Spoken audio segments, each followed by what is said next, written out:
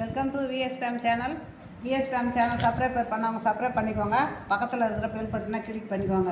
இப்போ இதுக்கு தேவையான பொருள் என்னன்றதை பார்க்கலாம். நம்ம தேங்காய் பால் குஸ்கா செய்யலான்னு இருக்கேன். தேங்காய் பால் குஸ்காவுக்கு இப்போ கிராம்பு, பட்டை, ஏலக்காய், ஜீரகம், பிரிஞ்சி இலை, மராட்டி மொக்கு, அடுத்தது வெங்காயம், எலுமிச்சம்பழம் ஒன்று சின்னதாக, கறிவேப்பிலை, பச்சை மிளகாய், இஞ்சி பூண்டு விழுது, தேங்காய். இது தாங்க இதுக்கு தேங்காய் பால் குஸ்காவுக்கு இது தான். இப்போ இந்த கப்பால் ஒரு கப்பு எடுத்துருக்குறேன் அரிசி. இதால் ஒரு கப்பு அரிசியை எடுத்து ஊற வச்சுருக்கிறேன். பாஸ்மதி அரிசி இல்லை, சாப்பாட்டு அரிசி தான் எடுத்து ஊற வச்சுருக்கிறேன். இந்த கப்பால் ஒரு கப்பு ஊற வச்சுட்டு அடுத்தது 1.5 கப்பு தண்ணி ஊற்றணும். வாங்க அதை எப்படி செய்யலான்றதை நம்ம பார்க்கலாம். பாத்திரம் வச்சுட்டேங்க. இப்போ எண்ணெய் ஊற்றிக்கலாம். அதுக்கு தேவையான எண்ணெய்,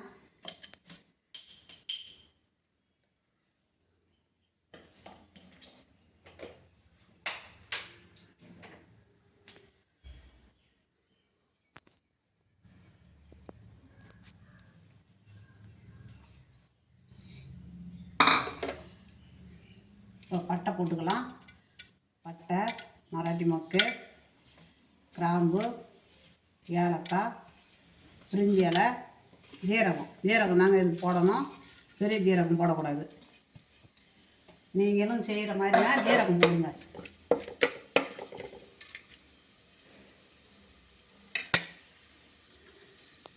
ஜீரகம் நல்லா கொஞ்சம் வறுபடட்டும்.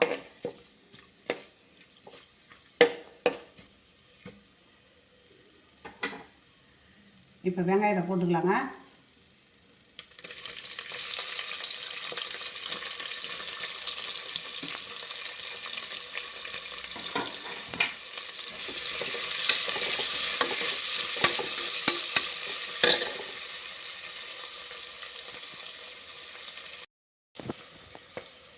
இப்போ வெங்காயம் கொஞ்சம் கண்ணாடி பதத்துக்கு வதங்கிடுதுங்க. பச்சை மிளகாயை போட்டுக்கலாம். பச்சை மிளகாயை ஒரு 5-6 மிளகா அப்படியே 2 கீறி வச்சுருக்கிறோம் பாருங்க. பச்சை மிளகாய் போட்டுக்கலாம். கறிவேப்பிலையை போட்டுக்கலாம்.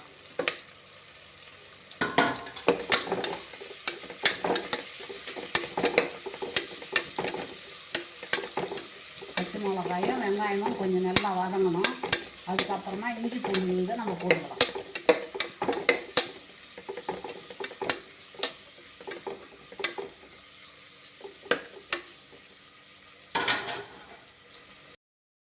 இப்போ மஞ்சத்தூள் கொஞ்சம் போட்டுக்கலாங்க.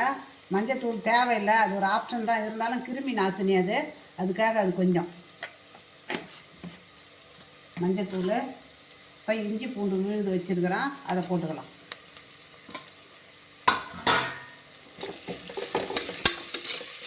கொஞ்சம் வதங்கணும் நல்லா.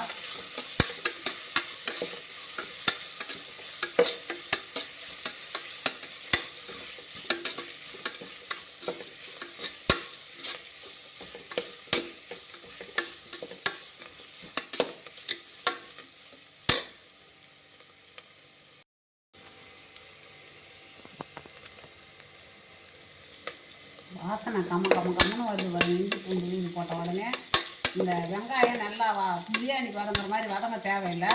இந்த அளவுக்கு கண்ணாடி பதத்துக்கு வதங்கினா போதும்.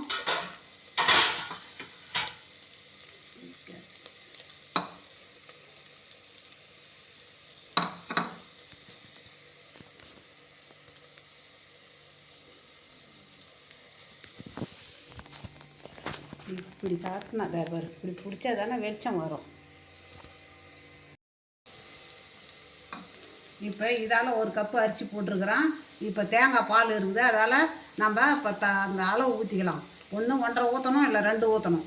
2 ஊற்றணும்னா வீட்டு அரிசியாக இருந்தால் 2, இதே பாஸ்மதியாக இருந்தால் 1.5. நம்ம வீட்டு அரிசி, அதனால் நம்ம 1.25 கூட ஊற்றிக்கலாம்.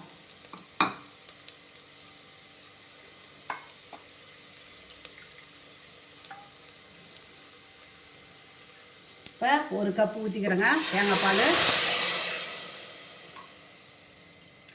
அது கூட கொஞ்சம் பச்சை தண்ணி கூட ஊற்றிக்கலாம்.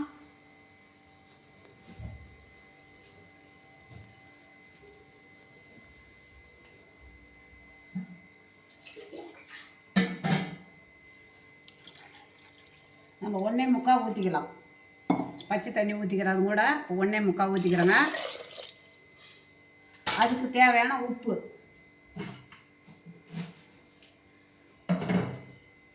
அதுக்கு தேவையான உப்புங்க.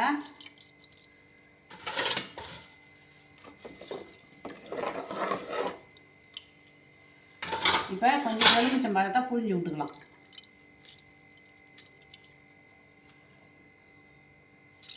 ஒரு அளவாக தான் இருக்கணும், இல்லைன்னா புளி சோறு மாதிரி இருக்கும். அவ்வளோதாங்க. இப்போ தட்டை போட்டு மூடிடலாம், கொதிக்கட்டும்.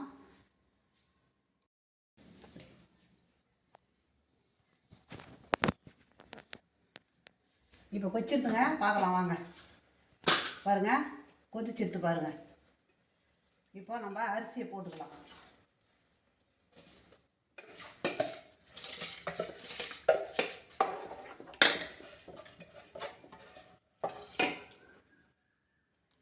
தம் போட தான் போகிறேன்.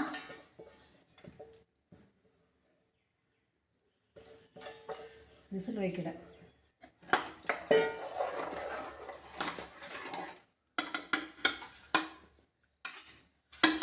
போட்டுக்கிட்டுங்க, அந்த பாலும் அரிசியும் அப்படியே தலைன்னு இருக்க பார்த்து நம்ம தம் போட்டுக்கலாம். ரெண்டும் சமமாக இருக்கணும், அப்போ தம் போட்டுக்கலாம். வாங்க, இப்போ அந்த பாலும் அரிசியும் சமமாக இருக்கு பாருங்க. இதை மாதிரி நேரத்தில் தான் நம்ம தம் போட்டுடணும். இந்த பாலும் அரிசியும் சமமாக இருக்கு பாருங்க. இந்த நேரத்தில் தான் நம்ம தம் போடணும். இப்போ இந்த தோசைக்கல் எடுத்து வச்சுக்கலாம். அது மேலே இது எடுத்து வச்சுக்கலாம். அது மேலே வெயிட் போடணுங்க.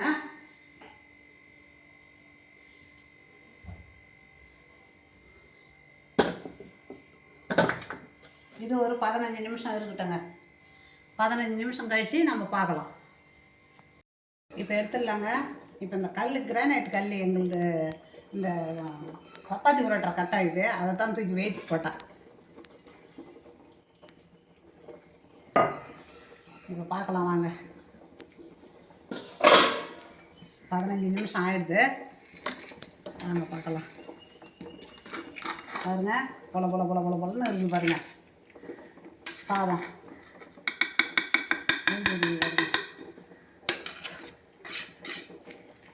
சூப்பராக இருக்குது பாருங்க.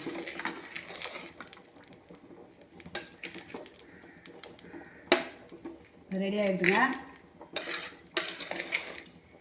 அவ்வளோதான், நல்லா பளபளன்னு இருக்குது பாருங்கள் சாதம். அப்படியே இருக்கட்டும்.